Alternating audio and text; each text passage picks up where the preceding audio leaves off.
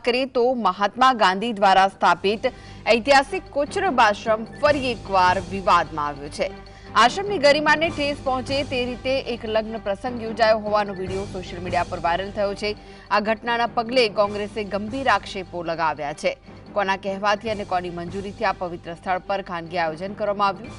રાજકીય વર્તુળોમાં પણ આ મામલે ચર્ચાઓ તેજ બની છે। કોંગ્રેસ નેતાઓએ ગાંધીવાદી મૂલ્યોના હનનનો આરોપ લગાવતા તંત્ર પાસે જવાબ માંગ્યો છે। જો કે વાયરલ થઈ રહેલા આ વિડીયો અંગે જીએસટીવી પુષ્ટિ નથી કરતું।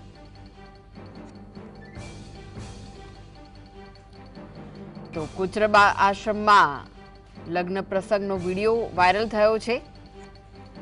આ ઘટનાના પગલે કોંગ્રેસે પણ ગંભીર આક્ષેપો કર્યા છે કે કોના કહેવાથી અને કોની મંજૂરીથી આ પવિત્ર સ્થળ પર ખાનગી આયોજન કરવામાં આવ્યું છે।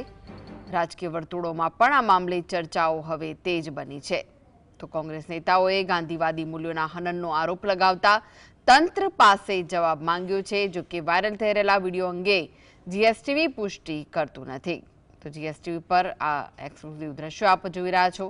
જે વિડીયો સામે આવ્યો છે, મહાત્મા ગાંધી દ્વારા સ્થાપિત ઐતિહાસિક કોચરબ આશ્રમ ફરી એકવાર વિવાદમાં આવ્યો છે।